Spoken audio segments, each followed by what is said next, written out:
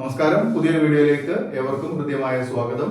ഇന്നത്തെ വീഡിയോയിൽ നമ്മൾ ഉൾപ്പെടുത്തിയിരിക്കുന്നത് +1 ക്ലാസ്സിലെ സ്റ്റാറ്റിസ്റ്റിക്സുമായി ബന്ധപ്പെട്ട മീൻ മീഡിയൻ മോഡ് എങ്ങനെ കാൽക്കുലേറ്റ് ചെയ്യാം എന്നുള്ളതാണ്. വളരെ ഇമ്പോർട്ടന്റ് ആയിട്ടുള്ള 8 മാർക്കിന് സ്ഥിരമായിട്ട് ചോദിക്കുന്ന ഒരു ചോദ്യമാണ് മീൻ മീഡിയൻ മോഡ് കാൽക്കുലേറ്റ് ചെയ്യാൻ വേണ്ടിയിട്ട്.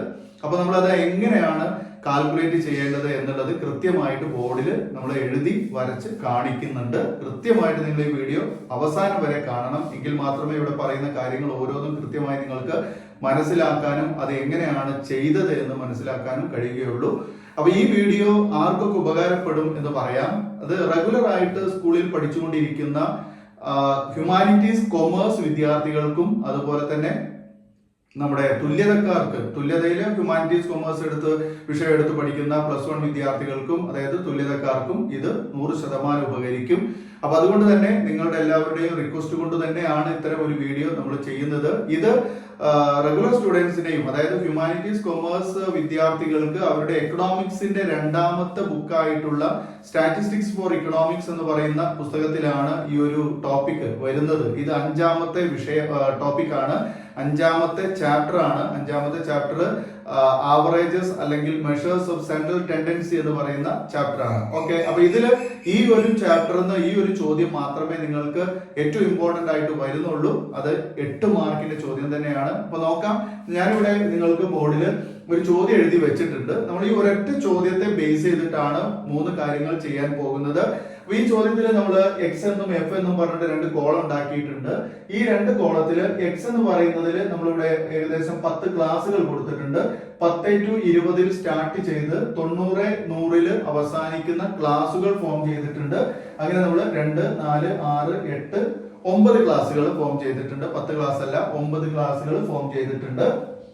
ഈ ഓരോ ക്ലാസ്സിനെയും കണക്ട് ചെയ്തുകൊണ്ട് അതിന്റെ ഫ്രീക്വൻസി കൊടുത്തിട്ടുണ്ട്. ഫ്രീക്വൻസി 4 8 10 20 8 3 2 3 2 എന്നിങ്ങനെയാണ് നമുക്കിവിടെ ഫ്രീക്വൻസീസ് കൊടുത്തിരിക്കുന്നത്. ഇവിടെ നിങ്ങൾ ശ്രദ്ധിക്കേണ്ട ഒരു കാര്യം, ചോദ്യ പേപ്പറിൽ നിങ്ങൾക്ക് ചോദ്യം തരുന്നത് ഇവിടെ എക്സ് എന്നും എഫ് എന്നും പറഞ്ഞുകൊണ്ടായിരിക്കില്ല. അതിന് പകരം ക്ലാസ് അതുപോലെ തന്നെ ഫ്രീക്വൻസി അല്ലെങ്കിൽ ആവൃത്തി അങ്ങനെ ആയിരിക്കാൻ തരേണ്ടാവുക. ഇനി അതുമല്ലെങ്കിൽ ചിലപ്പോൾ നിങ്ങൾക്ക് മാറ്റി തരും. അതായത് കുട്ടികളുടെ മാർക്ക്, അതായത് മാർക്ക് എന്നും കുട്ടികളുടെ എണ്ണം എന്നും പറഞ്ഞു തന്നേക്കാം. ഓക്കെ, അപ്പൊ ആ രീതിയിൽ എങ്ങനെ നമുക്ക് അവിടെ വിപുലീകരിച്ചിട്ട് ഈ ചോദ്യത്തിന്റെ ഹെഡിങ് എങ്ങനെ തന്നാലും നമ്മൾ അതിലെ ആദ്യത്തെ കോളത്തെ, അതായത് ഈ ക്ലാസ് ആയിട്ട് കൊടുത്തിരിക്കുന്ന കോളത്തിന് എക്സ് എന്നും 2ാമത്തെ കോളത്തിന് എഫ് എന്നുമാണ് നമ്മൾ പേര് കൊടുക്കേണ്ടത്. അതിലൊരു മാറ്റവും വരുത്തേണ്ട. ഓക്കെ, അപ്പൊ അത് നേരിട്ട് ഞാനിവിടെ എഴുതി വെച്ചിട്ടുണ്ട്. എക്സ് എന്നും എഫ് എന്നും കൊടുത്തിട്ടുണ്ട്. ഇങ്ങനെ ഒരു ചോദ്യം വന്നാൽ ഇത് നമുക്കറിയാം, ഇതൊരു സന്തത ശ്രേണിയാണ് അല്ലെ. എന്താണ് സന്തത ശ്രേണി? സന്തത ശ്രേണി എന്ന് പറഞ്ഞാൽ നമ്മള് ക്ലാസുകളായിട്ടാണ് നമുക്ക് ചോദ്യം തരുന്നതെങ്കിൽ അല്ലെങ്കിൽ ആ ക്ലാസുകൾ ഉൾപ്പെടുന്നതിനാണ് നമ്മൾ സന്തത ശ്രേണി എന്ന് പറയുന്നത് അല്ലെ.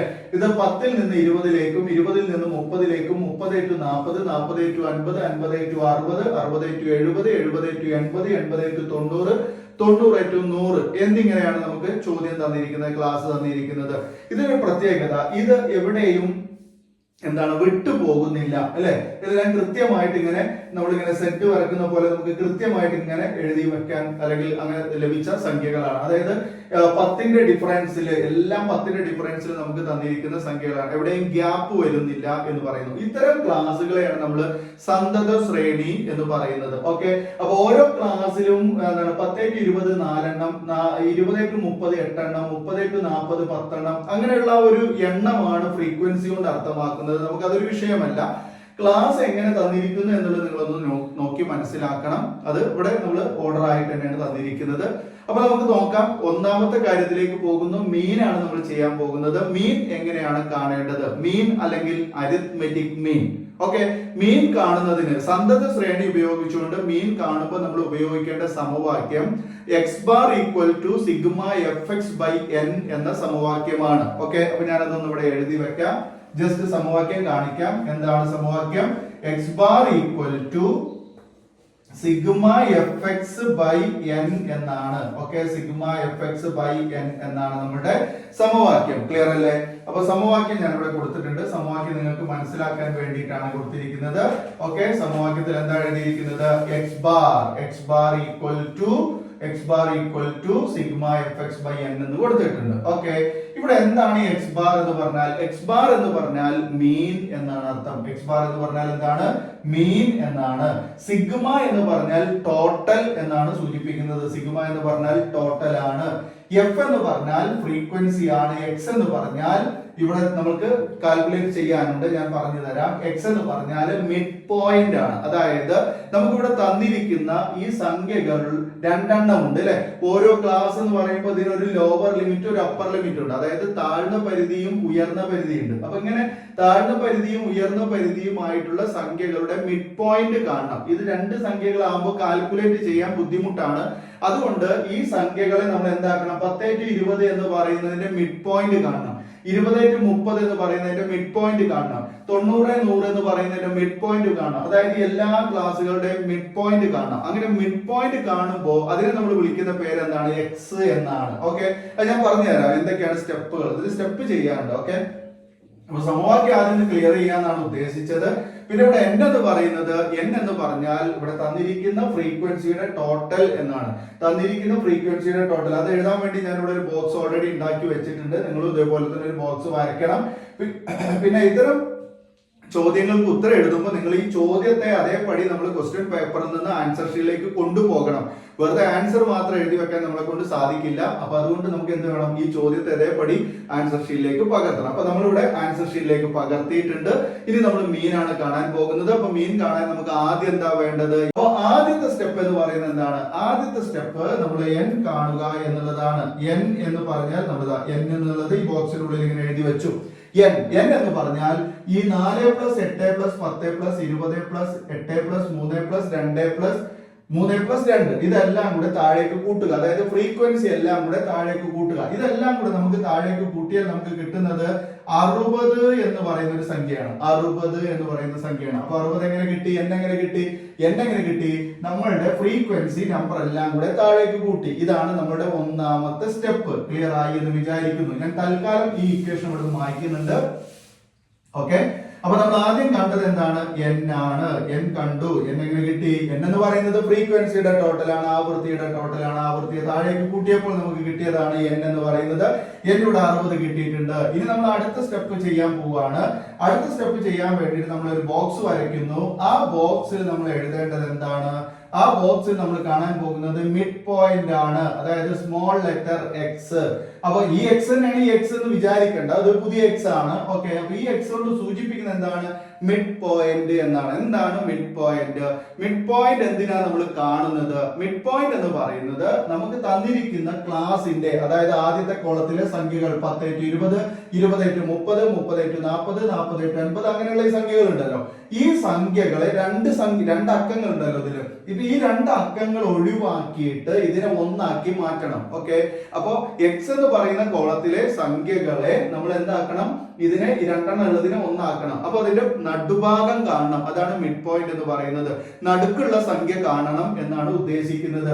അപ്പൊ 10-20ന്റെ നടുക്കുള്ള സംഖ്യ എന്ന് പറയുന്നത് എന്തായിരിക്കും? അപ്പൊ അത് കാണാൻ നമ്മൾ ഒരു ചെറിയ ട്രിക്ക് ഉപയോഗിക്കാം. ആ ട്രിക്ക് എന്താണ്? അതിനെ നമ്മൾ മിഡ് പോയിന്റ് എന്ന് പറയുന്നത്. അതായത് ഈ രണ്ട് സംഖ്യകളെ തമ്മിൽ കൂട്ടുക, അതിന്റെ പകുതി എടുത്താൽ മതി.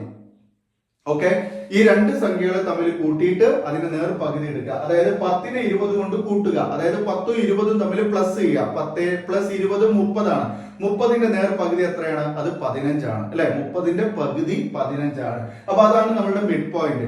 അത് കാണാൻ മറ്റൊരു സമവാക്യം എന്ന് പറഞ്ഞാൽ സമവാക്യ രൂപത്തിൽ കാണാം. മിഡ് പോയിന്റ് സമവാക്യ രൂപത്തിൽ കാണുകയാണെന്നുണ്ടെങ്കിൽ നമ്മൾ എന്ത് ചെയ്യണം? 10 + 20/2 എന്നാണ് കാൽക്കുലേഷൻ. 10 + 20/2 എന്ന് പറഞ്ഞാൽ ശരിക്കും സമവാക്യം എങ്ങനെ എഴുതാം? L പ്ലസ് എന്താണ്? Lower limit plus upper limit. L+U/2 എന്നാണ്. ഓക്കെ, L+U/2 ഞാൻ ഓൾറെഡി പഠിപ്പിക്കുന്ന സ്ഥലത്ത് നമ്മൾ അത് പറഞ്ഞു കൊടുത്തിരിക്കുന്നത് ലവ് യു 2 എന്നാണ്. Love you 2. Okay, mid point കാണാൻ നമ്മൾ ലവ് യു 2 ചെയ്താൽ മതി. L love. ഓക്കെ, യു മനസ്സിലായോ? Love you 2. Okay, love you 2. Okay, അങ്ങനെ ജസ്റ്റ് ഒരു കോഡ് രൂപത്തിൽ പഠിച്ചു വെക്കാം. മിഡ് പോയിന്റ് കാണാൻ L+U/2 എന്നുള്ളതാണ്. അങ്ങനെ വേണം നിർബന്ധമില്ല. നമ്മൾ ഈ നേരത്തെ പറഞ്ഞ അതേപോലെ ചെയ്തു പോയാൽ മതി. ഇത് രണ്ടും തമ്മിൽ കൂട്ടിയിട്ട് അതിന്റെ പകുതി എടുത്താൽ മാത്രം മതി. അപ്പൊ നമുക്ക് സമവാക്യത്തിന്റെ ഒരു ആവശ്യമൊന്നും വരുന്നില്ല. സമവാക്യം ചിലപ്പോൾ നിങ്ങൾക്ക് വൺ വേർഡിൽ ചോദിക്കാം. മിഡ് പോയിന്റ് കാണാനുള്ള സമവാക്യം എന്താണെന്ന് ചോദിച്ചാൽ ലോവർ ലിമിറ്റിനെ അപ്പർ ലിമിറ്റ് കൊണ്ട് കൂട്ടുക, 2 കൊണ്ട് ഹരിക്കുക. ലോവർ ലിമിറ്റ് എന്ന് പറഞ്ഞ നീച പരിധി അല്ലെങ്കിൽ താഴ്ന്ന പരിധി പ്ലസ് അപ്പർ ലിമിറ്റ് എന്ന് പറഞ്ഞാൽ ഉയർന്ന പരിധി അല്ലെങ്കിൽ ഉച്ച പരിധി ആണ്ടാ.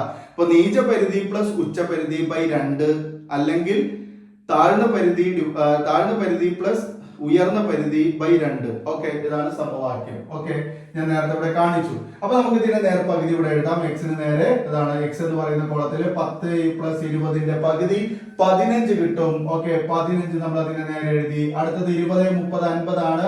20, 30 കൂട്ടി 50 ആണ്. 50ന്റെ പകുതി 25. അടുത്തത് 30, 40, 70 ആണ്. അതിന്റെ പകുതി 35. അടുത്തത് 40, 50, 90 ആണ്. അതിന്റെ പകുതി 45. 50, 60, 110 ആണ്. അതിന്റെ പകുതി 55. ഓക്കെ, 60, 70. അപ്പൊ നമ്മൾ ഇങ്ങനെ തന്നെ ഇവിടെ ഇത് കൂട്ടാതെ തന്നെ നമുക്ക് ഇങ്ങനെ ചെയ്തു പോകാം. 15, 25, 35, 45, 55. അടുത്തത് 65. അടുത്തത് 75. അടുത്തത് 85. അടുത്തത് 95. മനസ്സിലായോ? ഇങ്ങനെയും നമുക്കിത് ചെയ്യാൻ സാധിക്കും. അപ്പൊ നമ്മളിപ്പോ എന്താ ചെയ്തത്? നമ്മളിപ്പോ കണ്ടത് മിഡ് പോയിന്റ് കാണാനാണ്. ഓക്കെ, മിഡ് പോയിന്റ് കണ്ടു. ആദ്യം നമ്മൾ എന്താ ചെയ്തത്? സ്റ്റെപ്പ് n കാണുക എന്നുള്ളതാണ്. n എങ്ങനെ കിട്ടി? n എന്ന് പറയുന്നത് ഫ്രീക്വൻസിയെ താഴേക്ക് കൂട്ടിയപ്പോൾ കിട്ടിയതാണ് n. ക്ലിയർ ആണല്ലോ? രണ്ടാമത് എന്താ ചെയ്തത്? രണ്ടാമത്തെ കോളം നമ്മൾ ഉണ്ടാക്കി, അതിന് x എന്ന് പേര് കൊടുത്തു. ഇനി അതല്ലെങ്കിൽ ചില സ്കൂളിലെ m എന്നാണ് പഠിപ്പിക്കുക. മിഡ് പോയിന്റിന്റെ m. ഓക്കെ, ഈ മിഡ് പോയിന്റ് എന്ന് എഴുതുന്നതിന്റെ m അല്ലെങ്കിൽ നമുക്ക് x എന്ന് എഴുതിയാൽ മതി. കാരണം നമുക്ക് സമവാക്യം fx കിട്ടാൻ വേണ്ടിയിട്ടാണ്. അല്ലെങ്കിൽ m എഴുതുകയാണെങ്കിൽ fm എന്ന് സമവാക്യം വരും കേട്ടോ. അപ്പൊ x അല്ലെങ്കിൽ m എങ്ങനെ കിട്ടി? നമുക്ക് ഞാനിവിടെ ഇങ്ങനെ ഓറിട്ട് എഴുതാം. ഓക്കെ, x ബാർ m എന്ന് എഴുതാം. കൺഫ്യൂഷൻ വരണ്ട. x ബാർ m എന്ന് എഴുതി കൺഫ്യൂഷൻ വരണ്ട. ഓക്കെ, മനസ്സിലായിട്ടുണ്ടാവും വിചാരിക്കണം. 10 പ്ലസ് 20ന്റെ പകുതി, അതായത് 10 പ്ലസ് 20 30 ആണ്. 30ന്റെ പകുതി 15. 20 പ്ലസ് 30 50 ആണ്. 50ന്റെ പകുതി 25. അങ്ങനെ നമ്മൾ എല്ലാത്തിന്റെയും പകുതി കണ്ടു. ക്ലാസ്സുകളെ പരസ്പരം കൂട്ടി, താഴ്ന്ന പരിധിയെ ഉയർന്ന പരിധി കൊണ്ട് കൂട്ടി, അതിന്റെ പകുതി കണ്ടു. അപ്പൊ നമുക്ക് x കിട്ടി, അതായത് മിഡ് പോയിന്റ് കിട്ടി. അല്ലെ മക്കളെ? ക്ലിയർ അല്ലേ? ഇനി നമ്മൾ അടുത്ത കാണാൻ പോകുന്ന എന്താണ്? fx കാണണം. അടുത്ത സ്റ്റെപ്പ് എന്താണ്? fx കാണണം. fx പുതിയൊരു കോളം ഉണ്ടാക്കി. കോളം ഉണ്ടാക്കി. ആ കോളത്തിൽ നമ്മൾ ഇങ്ങനെ ബോക്സ് ഒക്കെ ക്ലിയർ ആവണമെന്നില്ല, ജസ്റ്റ് വരച്ചു പോകുന്നതാണ്. ഓക്കെ, ക്ലിയർ ആയി എന്ന് വിചാരിക്കുന്നു. അപ്പൊ നമ്മൾ fx ആണ് ഇനി കാണാൻ പോകുന്നത്. അടുത്ത സ്റ്റെപ്പ് fx ആണ്. എന്താണ് fx എന്ന് പറഞ്ഞാൽ? ഇവിടെ നമുക്ക് ഫ്രീക്വൻസി ഉണ്ട് അല്ലെ? ഫ്രീക്വൻസി ഉണ്ട് അല്ലെ? ഈ ഫ്രീക്വൻസി നമ്പറിനെ ഈ x കൊണ്ട് നമ്മൾ എന്ത് ചെയ്യുക? ഗുണിക്കുക. അപ്പൊ നമുക്ക് fx കിട്ടും. fx അല്ലെങ്കിൽ fm എന്ന് എഴുതാട്ടോ. fx അല്ലെങ്കിൽ fm എന്ന് എഴുതാം. ഓക്കെ, fx അല്ലെങ്കിൽ fm എന്ന് എഴുതാം. fx-നെ, അതായത് fx ഇങ്ങനെ ഈ സംഖ്യകളെ തമ്മിൽ ഗുണിക്കുക, അല്ലെങ്കിൽ f നെ m കൊണ്ട്. ഇതിന്റെ പേര് f x അല്ലെങ്കിൽ m എന്നും വിളിക്കാവുന്നതാണ്. ഓക്കെ, x അല്ലെങ്കിൽ m എന്നും വിളിക്കാവുന്നതാണ്. ഓക്കെ, അപ്പൊ നമ്മള് ഈ 4നെ 15 കൊണ്ട് ഗുണിക്കുക, 8നെ 25 കൊണ്ട് ഗുണിക്കുക, 10നെ 35 കൊണ്ട് ഗുണിക്കുക, 20നെ 45 കൊണ്ട് ഗുണിക്കുക, 8നെ 55 കൊണ്ട് ഗുണിക്കുക, 3നെ 65 കൊണ്ട് ഗുണിക്കുക, 2നെ 75 കൊണ്ട് ഗുണിക്കുക, 3നെ 85 കൊണ്ട് ഗുണിക്കുക, 2നെ 95 കൊണ്ട് ഗുണിക്കുക. അങ്ങനെ ഗുണിക്കുമ്പോൾ കിട്ടുന്നത് എന്താണോ അതാണ് fx അല്ലെങ്കിൽ fm എന്ന് പറയുന്നത്. ഓക്കെ, അപ്പൊ നമുക്ക് നോക്കാം. 4 × 15 ഗുണിച്ചാൽ നമുക്ക് കിട്ടുന്നത് 60 ആണ്. 4 × 15 നമ്മൾ 60 ഇവിടെ കൊടുത്ത് എഴുതുന്നു. 8 × 25 എന്ന് പറയുന്നത് 200 ആണ് അല്ലെ? 8 × 25 എന്ന് പറയുന്നത് 200. അതിന് നേരെ നേരെ എഴുതാം. ഓക്കെ, സംഖ്യകൾ അങ്ങോട്ടും ഇങ്ങോട്ടും മാറിപ്പോകരുത്. 10 × 35 എന്ന് പറഞ്ഞാൽ 350 ആണെന്ന് നമുക്കറിയാം. അതുപോലെ 20 × 45 എന്ന് പറഞ്ഞാൽ എന്താണ്? 20 × 45 എന്ന് പറഞ്ഞാൽ 900 ആണ് അല്ലെ? 900. ഓക്കെ, 8 × 55 എന്ന് പറഞ്ഞത് 440 ആണ്. 440. അതുപോലെ തന്നെ 3 × 65 എന്ന് പറഞ്ഞാല് 195 ആണ്. 3 × 65 195. 2 × 75 എന്ന് പറഞ്ഞാൽ 150 ആണ്. 2 × 75 150. 3 × 85 255. 255. 2 × 95 190. മക്കളെ, ക്ലിയർ ആയോ? ഇത് ചെയ്യാൻ ഒരു പണിയില്ല. നിങ്ങൾക്ക് കാൽക്കുലേറ്റർ പരീക്ഷയ്ക്ക് കൊണ്ടുപോകാം. ഓക്കെ, അതിലൊന്നും ആരും സംശയം പ്രകടിപ്പിക്കേണ്ട ആവശ്യമില്ല. കാൽക്കുലേറ്റർ നിങ്ങൾക്ക് ഉപയോഗിക്കാം. ഓക്കെ, അല്ലാതെ നമ്മളിത് എങ്ങനെ ചെയ്യാനാണ്? നമ്മളിതിങ്ങനെ വരലുമ്പോ കൂട്ടിയിരിക്കാൻ പറ്റൂലല്ലോ. ഓക്കെ, അപ്പൊ നമ്മളിതാ എഫ് എക്സ് കണ്ടു അല്ലെങ്കിൽ എഫ് എം കണ്ടു. എങ്ങനെയാണ് എഫ് എക്സ് കണ്ടത്? എഫ് എക്സ് എന്ന് പറഞ്ഞാൽ എഫ് ഇൻറ്റു എക്സ് ആണ്, അല്ലെങ്കിൽ എഫ് എം എന്ന് പറഞ്ഞാൽ എഫ് ഇൻറ്റു എം ആണ്. അതായത് എഫിനെ, നമുക്ക് തന്നിരിക്കുന്ന എഫിനെ നമ്മൾ കണ്ടെത്തിയ എക്സ് കൊണ്ട് അല്ലെങ്കിൽ എം കൊണ്ട് മൾട്ടിപ്പിൾ ചെയ്യുക, അല്ലെങ്കിൽ അതിനെ ഗുണിക്കുക. പരസ്പരം ഗുണിച്ചപ്പോൾ നമുക്ക് എഫ് എക്സ് അല്ലെങ്കിൽ എഫ് എം എന്ന് പറയുന്ന സംഭവം കിട്ടി. ക്ലിയർ അല്ലേ? ഇനി നമ്മൾ അടുത്ത എന്താ കാണാൻ പോകുന്നത്? അടുത്തത് ഇതിന്റെ ടോട്ടൽ അങ്ങോട്ട് കാണുക. ഏതിന്റെ ടോട്ടൽ? എഫ് എക്സിന്റെ ടോട്ടൽ. അപ്പൊ ടോട്ടൽ എന്നുള്ളതിന് നമ്മൾ കൊടുക്കുന്ന ചിഹ്നം സിഗ്മ എന്നാണ്. സിഗ്മ എന്നാണ്. ഓക്കെ, സിഗ്മ എഫ് എക്സ് അല്ലെങ്കിൽ എഫ് എം. ഓക്കെ, ഞാനിവിടെ എഫ് എക്സ് എന്ന് എഴുതിയിട്ടുള്ളൂ, കോളം സ്പേസ് കുറവായതുകൊണ്ട്. ഇനി ഇതിനെല്ലാത്തിനും കൂടെ നമ്മൾ താഴേക്ക് അങ്ങോട്ട് കൂട്ടുക. 60നെ 200 കൊണ്ട് കൂട്ടുന്നു, 350 കൊണ്ട് കൂട്ടുന്നു, 900 കൊണ്ട് കൂട്ടുന്നു, 440, അങ്ങനെ സകല എണ്ണം താഴേക്ക് ഇങ്ങനെ കൂട്ടി വരുമ്പോ നമുക്ക് കിട്ടുന്നത് 2740 എന്നാണ്. 2740. അത് നമ്മളിവിടെ ബോക്സ് ഉണ്ടാക്കിയിട്ട് എഴുതണം. ഓക്കെ, അതിന്റെ ടോട്ടൽ ആണെന്ന് കാണിക്കാൻ. അപ്പോ സിഗ്മ എഫ് എക്സ് അല്ലെങ്കിൽ സിഗ്മ എഫ് എം നമുക്ക് എന്താ കിട്ടിയത്? 2740 എന്ന് കിട്ടി. ഇപ്പൊ നമ്മളുടെ ഈ കോളം കലാപരിപാടികളൊക്കെ അവിടെ അവസാനിച്ചിരിക്കുകയാണ്. അപ്പൊ നമ്മള് ഒരു ചോദ്യം, അതായത് കണ്ടിന്യൂ സീരീസ് എന്ന് പറഞ്ഞാൽ ക്ലാസ്സുകളും തൊട്ടടുത്ത് ഫ്രീക്വൻസിയും തന്നാൽ കണ്ടിന്യൂ സീരീസ് ആണ്. ആ കണ്ടിന്യൂ സീരീസിലുള്ള ഒരു ചോദ്യം തന്നിട്ട് നമ്മളോട് മീൻ കാണാൻ പറഞ്ഞാൽ നമ്മൾ ചെയ്യേണ്ട സ്റ്റെപ്പുകൾ എന്താണ്? ആദ്യം 1 n കാണണം, രണ്ടാമത്തേത് മിഡ് പോയിന്റ് കാണണം, മൂന്നാമത്തേത് എഫ് എക്സ് കാണണം, നാലാമത്തേത് അതിന്റെ സിഗ്മ കാണണം. 4 സ്റ്റെപ്പ്. ഓക്കെ, ഇനി അത് കഴിഞ്ഞ് നമ്മൾ അഞ്ചാമത്തെ അതിന്റെ കാൽക്കുലേഷനിലേക്ക് പോകുന്നു. അപ്പൊ നമ്മൾ ഈ സ്റ്റെപ്പ് ക്ലിയർ ആയി എന്ന് വിചാരിക്കുകയാണ്. ഇത്രയും കാര്യങ്ങൾ മനസ്സിലായിട്ടുണ്ടെന്ന് വിചാരിക്കുന്നു. ഇനി നമ്മൾ അതിന്റെ എന്താണ് കാൽക്കുലേഷനിലേക്ക് പോകുന്നു. കാൽക്കുലേഷൻ സമവാക്യം X bar equal to sigma F X by N എന്നാണ് എഴുതുന്നത് ഞാൻ സമവാക്യം. ഇത് നിങ്ങൾക്ക് വേണമെന്നുണ്ടെങ്കിൽ ഇവിടെ എഫ് എക്സ് എന്നുള്ളതിന് പകരം എഫ് എം എന്നും കൊടുക്കാം, സിഗ്മ എഫ് എം എന്നും കൊടുക്കാം, തെറ്റില്ല. ഓക്കെ, അപ്പൊ നമ്മൾ വീണ്ടും ഇതിന്റെ കാൽക്കുലേഷൻസിലേക്ക് എന്താണ് സംഖ്യകൾ ആഡ് ചെയ്യുക. സിഗ്മ എഫ് എക്സ് നമ്മളിവിടെ ചെയ്തു വെച്ചിട്ടുണ്ട്. കണ്ടോ, സിഗ്മ എഫ് എക്സ് എന്ന് പറഞ്ഞ ഇവിടെ ചെയ്തു വെച്ചിട്ടുണ്ട്. എത്ര? 2740. ആ സംഖ്യ ഇങ്ങോട്ട് കൊണ്ടുവന്നാൽ മാത്രം മതി. 2740 ചിഹ്നം ഡിവൈഡഡ് ബൈ ആണ്. താഴെ n ഉണ്ട്. n നമ്മൾ ഓൾറെഡി ചെയ്തു വെച്ചിട്ടുണ്ട് 60 അല്ലെ. n എത്രയാണ്?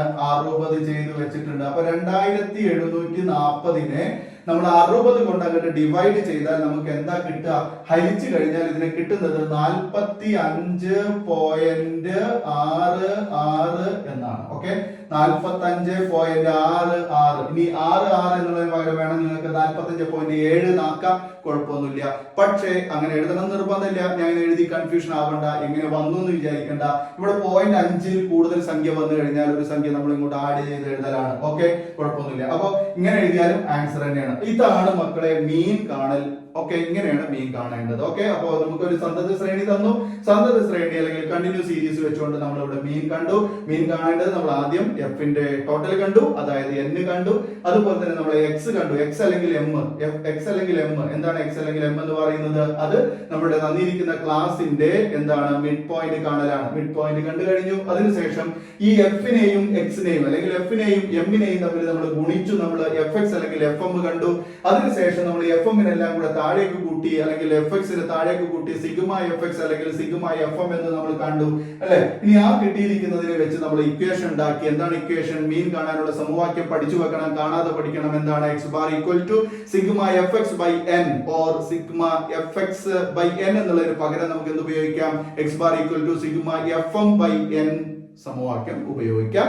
വില ആഡ് ചെയ്തു, നമുക്ക് 45.66 എന്ന ആൻസർ കിട്ടി. ക്ലിയർ അല്ലേ?